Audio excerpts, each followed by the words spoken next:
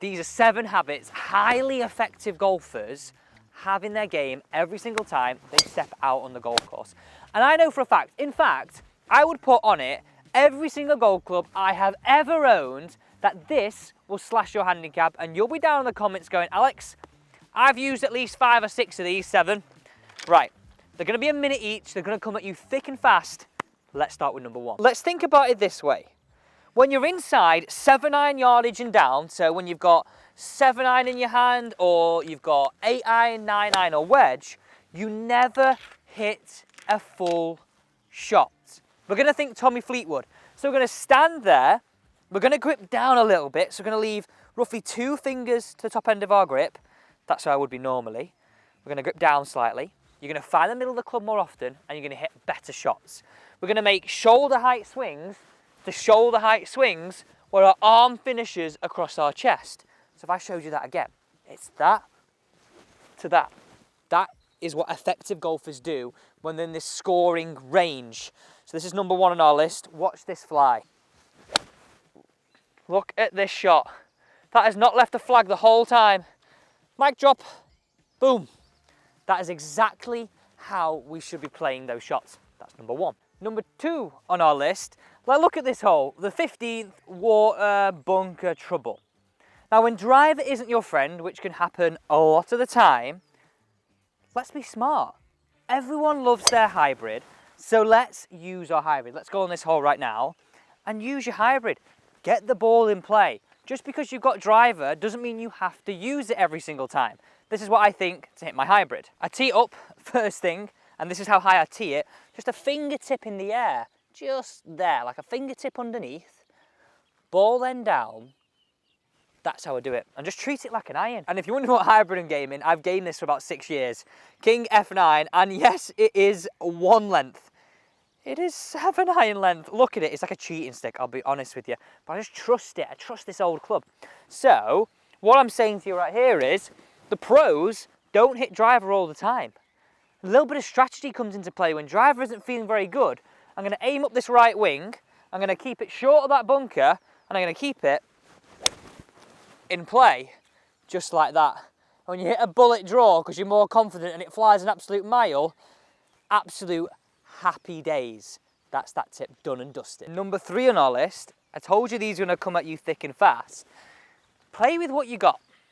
And this is the best piece of advice that I was ever told, if I'm honest. On the golf course, don't ever try and change your swing and give yourself a lesson. Just play with what you've got. So for example, right, most of us slice it. So here, yes, it is quite fraught with danger. I would aim down the left and just let the golf ball come back in. I'm playing to my strengths.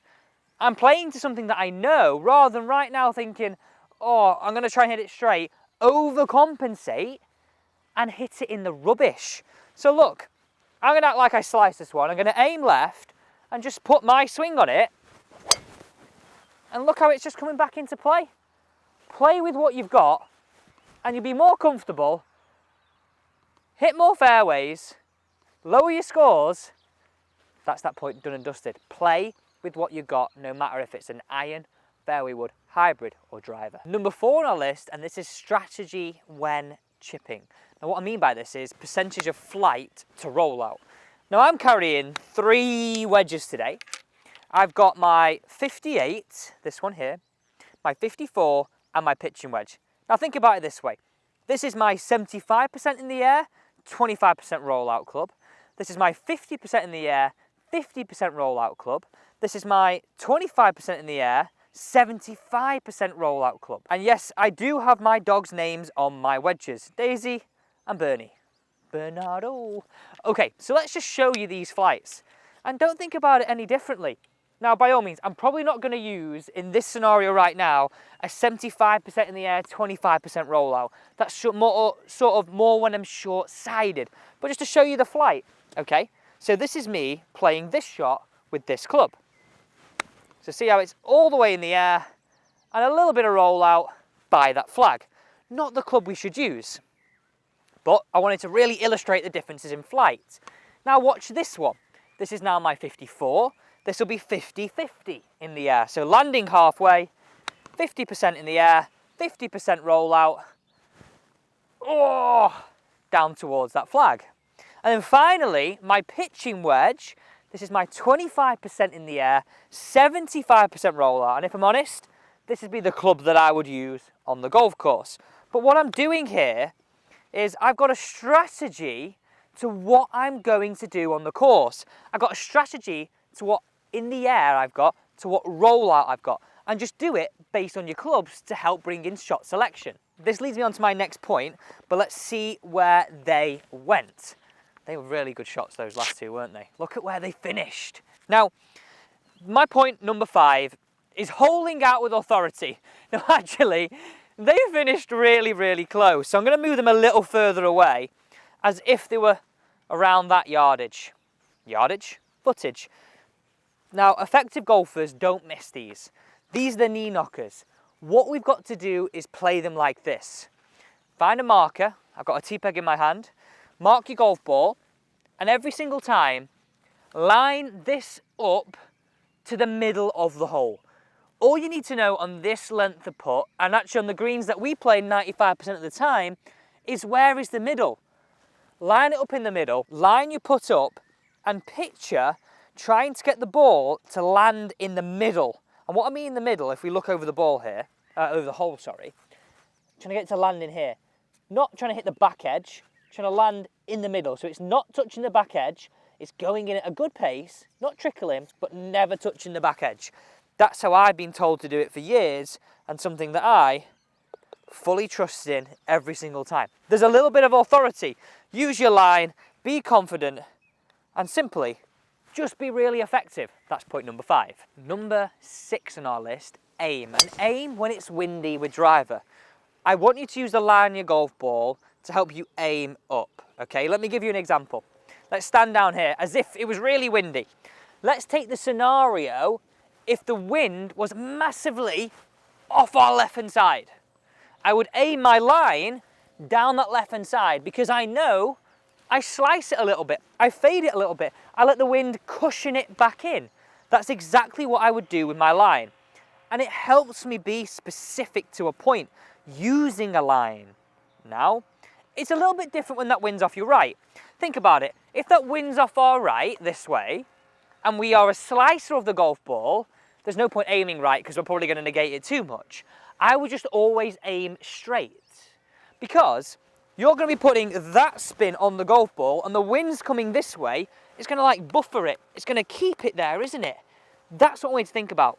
If you slice it, if the wind's off your right, aim straight. If you draw it and the wind's off your right, aim further right.